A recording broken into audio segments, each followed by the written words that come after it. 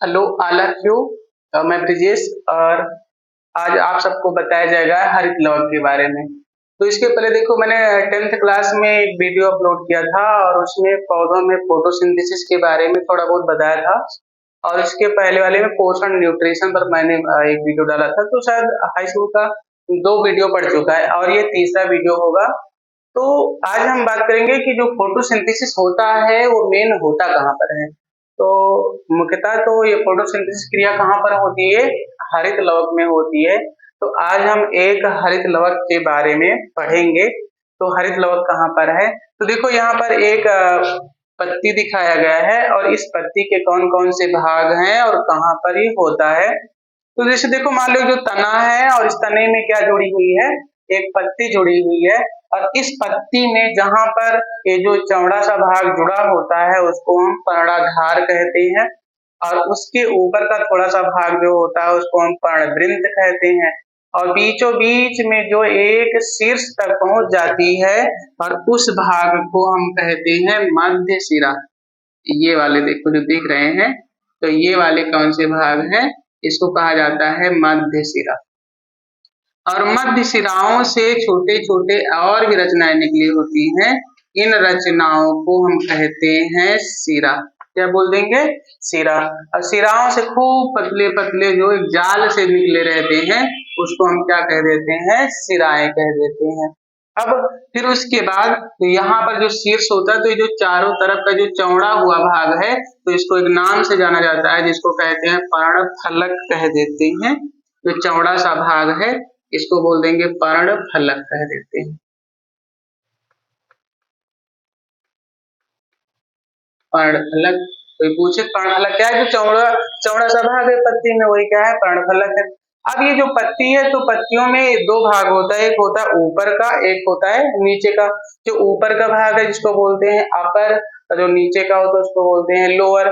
तो मुख्यतः जो हरित लवक होता है सबसे अधिक कहाँ पर होता है? निचली सतह पर होता है। अब यहाँ पर देखो, जैसे दिखाया गया है कि पत्तियों में खूब छोटे छोटे छिद्र पाए जाते हैं। उन्हीं छिद्र को हम क्या कहते हैं? रंध्र कहते हैं, स्टोमेटा। स्टोमेटा कहा जाता है।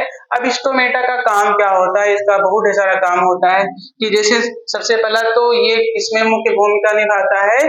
तो ये रंध्र जो होता है प्रकाश संश्लेषण में मुख्य भूमिका निभाता है। तो पहला काम क्या होता है? प्रकाश संश्लेषण का।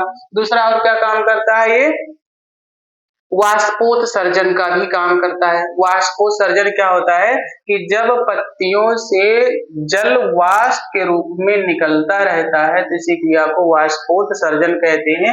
और इसी वाष्पोत्सर्जन के कारण आपने देखा होगा कि कभी कभी जो पत्तियां होती है दोपहर के समय में मुरझा जाती हैं। ऐसा क्यों होता है?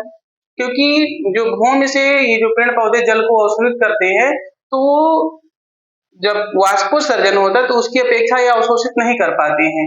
इसलिए वाष्पोत्सर्जन ज्यादा हो जाता है और जल का अवशोषण कम हो जाता है।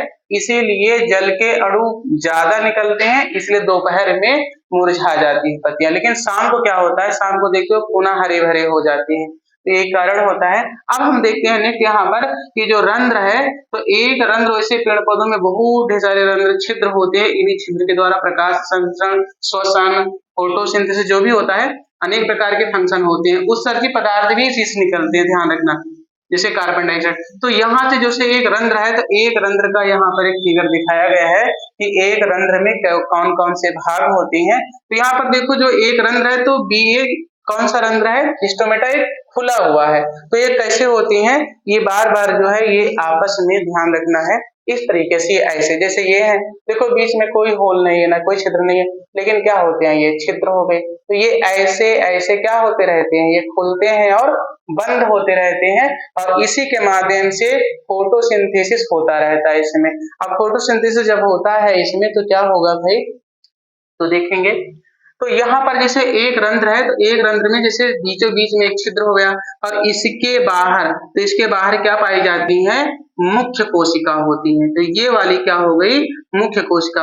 और मुख्य कोशिकाओं की संख्या कितनी होती है? 2 होती है। याद रखना, ये इंपॉर्टेंट भी है, क्वेश्चन में पूछा भी जाता है ऑप्शनली।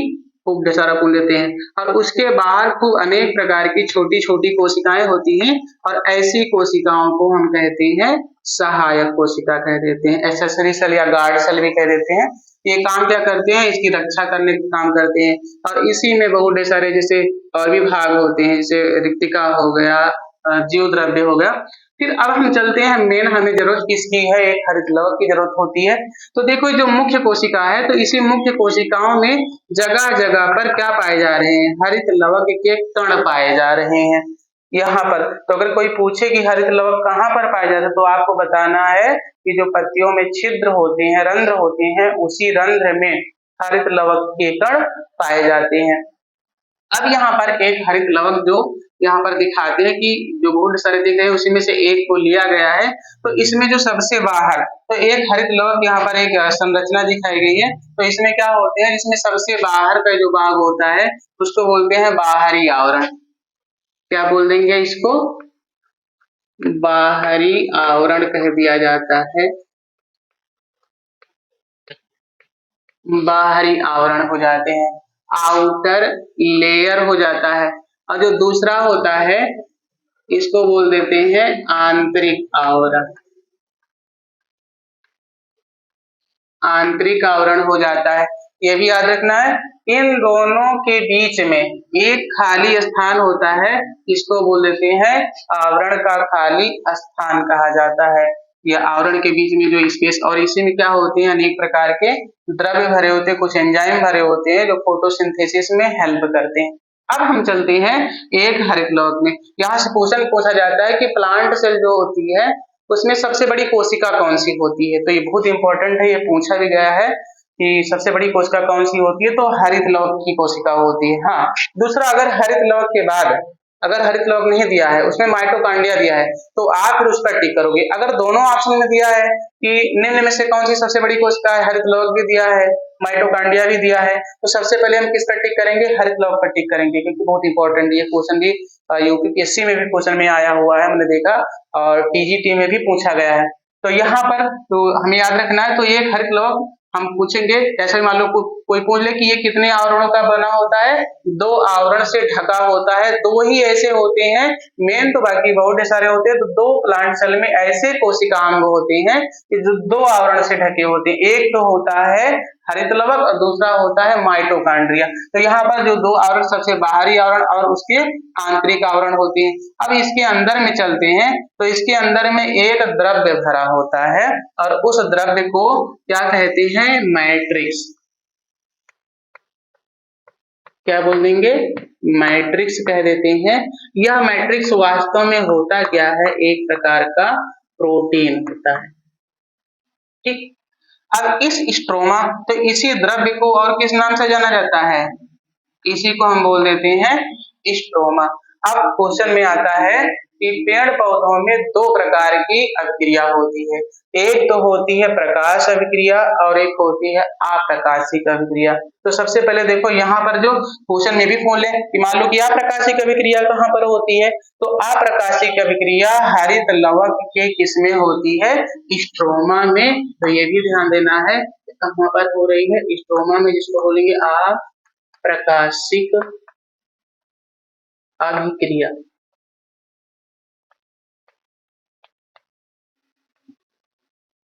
अप्रकाशिक अभिक्रिया, डार्क रिएक्शन।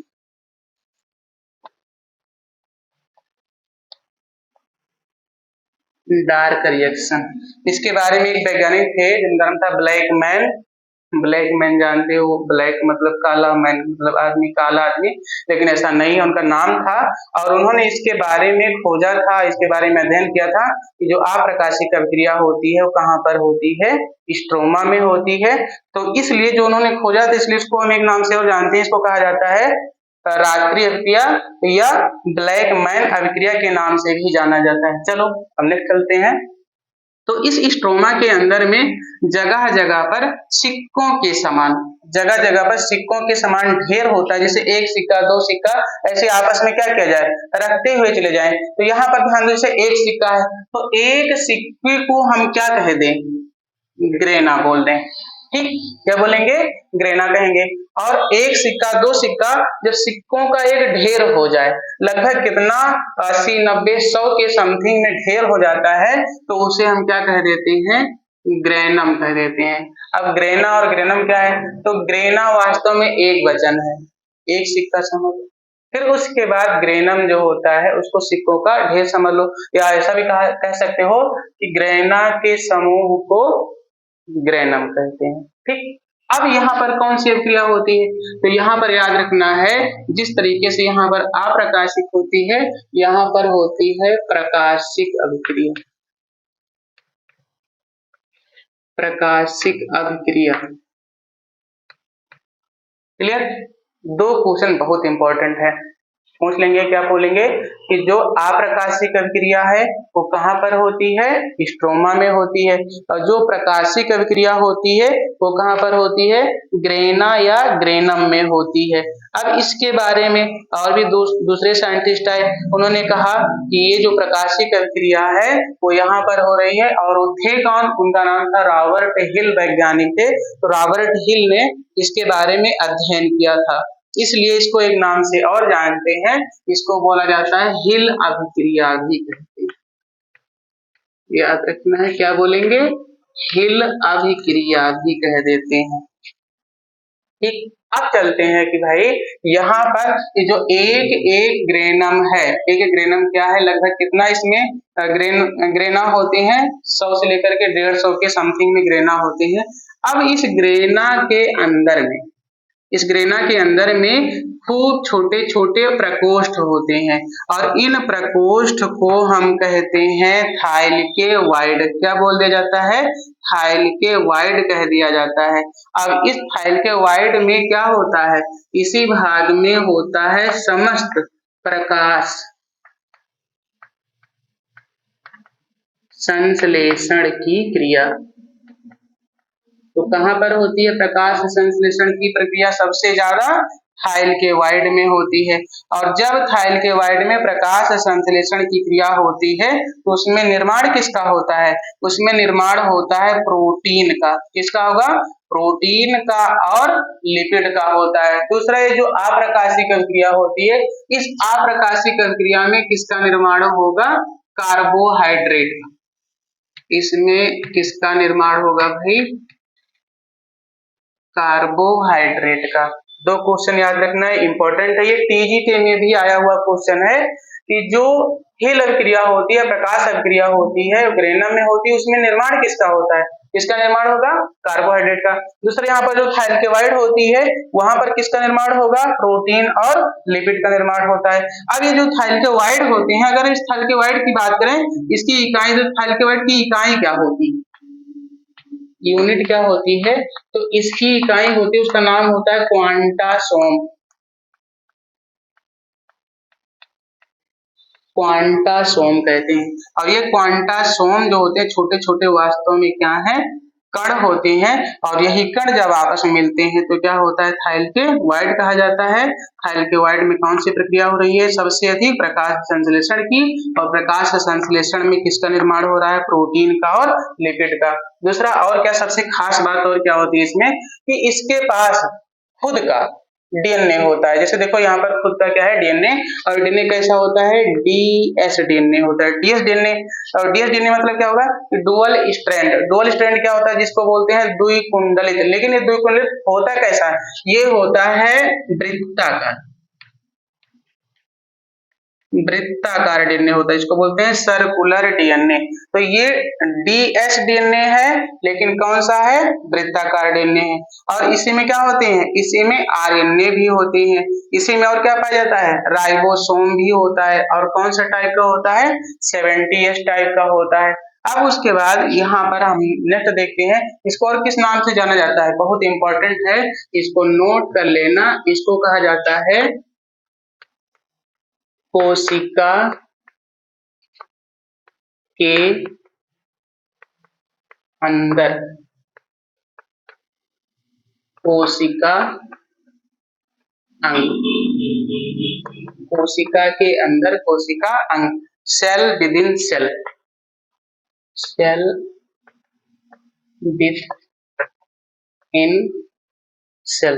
ये बहुत इंपॉर्टेंट लाइन है, इसको जो है नोट कर लेना। अब आगे चलते हैं भाई। तो होता क्या है, क्या क्या हो गया, मैंने किसकी बात किया कि हरित लवक की संरचना की। हरित लवक कहाँ पर होते हैं, पत्तियों में होते हैं, और पत्तियों में कहाँ पर छोटे छोटे जो रंध्र होते हैं उसमें पाए जाते हैं। फिर उसके बाद अभी जो हरित लवक जब हो जाता है तो हरित लवक क्या किया, प्रकाश संश्लेषण किया, और प्रकाश संश्लेषण की क्रिया में किसका निर्माण किया, पोषक पदार्थों का। जैसे यहाँ पर क्या है, कार्बोहाइड्रेट और प्रोटीन, विटामिन, ये सब पदार्थ का निर्माण होता रहता है, और वो पेड़ पौधों को क्या करते रहते हैं, यहीं से ऊर्जा देने का काम करते रहते हैं। और फिर उसके बाद है, जब ये प्रकाश संश्लेषण हो जाता है तो प्रकाश संश्लेषण में समस्त पेड़ पौधों को ऊर्जा मिल जाती है, और वह ऊर्जा उनके जीवन प्रक्रियाओं में काम आती रहती है। और इसी के द्वारा हम कह सकते हैं पूरी दुनिया निर्भर है। और पूरी दुनिया कह सकते हैं भाई, क्योंकि हम सब कैसे प्राणी हैं, हम सब जो है परपोषी प्राणी हैं। और परपोषी कैसे हुए, क्योंकि इनको जो पेड़ पौधों में जो इस प्रोसेस से निर्माण हुआ था भोज्य पदार्थों का, उन्हीं को हम उपयोग करते हैं, या जो इनको खाने वाले होते हैं उनका उपयोग करते हैं। तो आई थिंक शायद समझ में आ गया होगा कि एक जो हरित लवक होता है उसकी संरचना कैसे होती है। यहाँ पर ये भी थोड़ा सा याद रखना कि जो एक ग्रेनम होती है दूसरे ग्रेनम होती है वो एक दूसरे से जुड़े होते हैं, और किसके द्वारा जुड़े होते हैं उसको बोलते हैं लैमिली। ये भी इंपॉर्टेंट है, ये भी याद रखना है कि जो एक ग्रेनम दूसरा ग्रेनम किससे जुड़ा होता है, लैमिली से जुड़ा होता है। और इसमें भी क्या होते हैं, प्रकाश संश्लेषण की प्रक्रियाएं हो जाती हैं। और सबसे ज्यादा हमें याद रखना है किस पर होती है, इस भाग में, क्योंकि इसी भाग में क्या पाया जा रहा है, थाइलकोइड होता है। और थाइलकोइड के अंदर में क्या है, क्वांटासोम, जो क्या कही जाती है, इसकी इकाई कही जाती है। और इसी में किसका निर्माण हो रहा है, प्रोटीन और लिपिड का निर्माण होता है। और क्या कहा जाता है इसको, कोशिका के अंदर कोशिका अंग कहते हैं, सेल विद इन सेल कहा जाता है। क्यों, और ये भी याद रखना है कि ये अपना खुद का जो है नया बनाने की क्षमता रखता है। ये जो हम पढ़ रहे हैं हरित लवक, ये स्वयं बना सकता है। क्यों, क्योंकि इसमें क्या पाया जा रहा है, डीएनए, और जिसके पास डीएनए होता है वह अपना खुद का डीएनए बना सकता है। और जब डीएनए बन गया है तो नई कोशिकाओं की उत्पत्ति भी कर सकता है। तो ये होता है, और माइटोकॉन्ड्रिया भी होता है। तो इसको आप देखना और इसको नोट भी कर लेना, इसका फिगर भी ड्रा कर लेना, बहुत इंपॉर्टेंट है। और यही नहीं है, हाई स्कूल के लिए ही नहीं है, ये कंपटीशन, किसी भी कंपटीशन परीक्षाओं के लिए भी है। यहाँ तक इससे बहुत सारे क्वेश्चन नीट के भी क्वेश्चन आ जाते हैं, इसमें नीट के भी हो गए, और उसके बाद टीजीटी के भी हो जाते हैं।